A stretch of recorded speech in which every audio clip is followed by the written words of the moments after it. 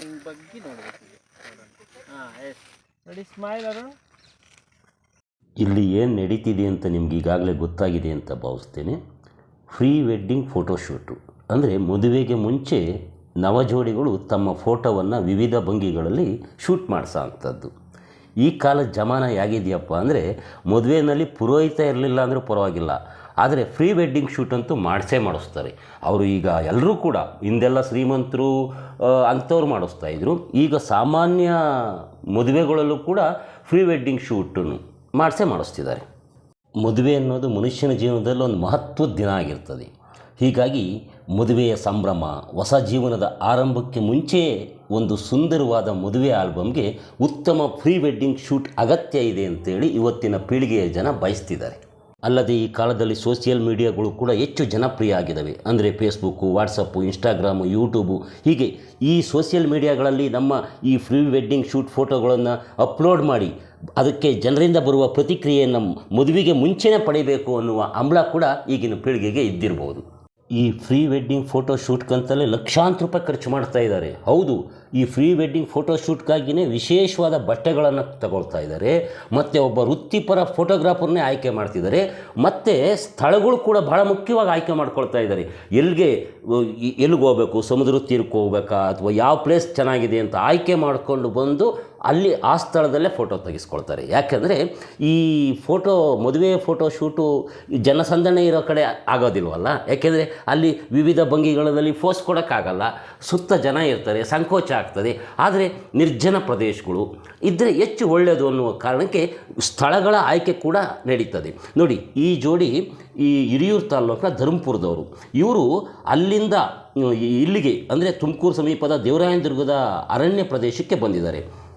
ಹೀಗಾಗಿ ಜನಸಂದಣಿ ಇಲ್ಲದ ಆಕರ್ಷಕ ಪಾರಂಪರಿಕ ತಾಣಗಳಿಗೆ, ನೈಸರ್ಗಿಕ ತಾಣಗಳಿಗೆ, ಒಟ್ಟಾರೆ ಸೊಗಸಾದಂತಹ ಕಣ್ಮನ ಸೆಳೆಯುವಂತಹ ಸ್ಥಳಗಳಿಗೆ ಹೋಗಿ ಅಲ್ಲಿ ವಿವಿಧ ಭಂಗಿಗಳಲ್ಲಿ ಫೋಸ್ ಕೊಟ್ಟು ಫೋಟೋ ತೆಗೆಸ್ಕೊಳ್ಳೋದು ಈಗಿನ ಟ್ರೆಂಡ್ ಕೂಡ ಆಗಿದೆ.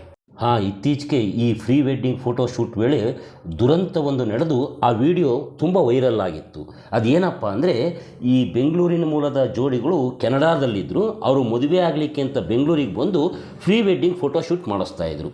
ಈ ಪ್ರೀ ವೆಡ್ಡಿಂಗ್ ಫೋಟೋ ಶೂಟ್ ಮಾಡಿಸ್ಬೇಕಾದ್ರೆ ತಮ್ಮ ಬ್ಯಾಕ್ಗ್ರೌಂಡಲ್ಲಿ ವಿವಿಧ ಕಲ್ಲರ್ನ ಹೊಗೆ ಬರಲಿ ಅನ್ನೋ ಕಾರಣಕ್ಕೆ ಕೆಲವು ಕಲ್ಲರ್ ಬಾಂಬುಗಳನ್ನು ಬಳಸಿದರು. ಅಂತಹ ಕಲ್ಲರ್ ಬಾಂಬುಗಳ ಪೈಕಿ ಒಂದು ಬಾಂಬು ಸಿಡಿದು ಈ ಜೋಡಿಯ ಅಂದರೆ ಆ ಹುಡುಗಿಯ ಬೆನ್ನಿಗೆ ತುಂಬ ಗಾಯ ಆಗಿತ್ತು. ಈ ವಿಡಿಯೋ ತುಂಬ ವೈರಲ್ ಕೂಡ ಆಗಿತ್ತು. ಮತ್ತು ಅಪಾಯಕಾರಿ ಜಾಗಗಳ ಆಯ್ಕೆ ಕೂಡ ಅನಾಹುತಗಳಿಗೆ ಕಾರಣವಾಗಿ ಬಿಡ್ಬೋದು. ಹೀಗಾಗಿ ಯುವ ಜೋಡಿಗಳು ಈ ಫೋಟೋ ಶೂಟ್ ವೇಳೆ ಬಹಳ ಎಚ್ಚರಿಕೆಯನ್ನು ವಹಿಸಬೇಕಾಗಿದೆ.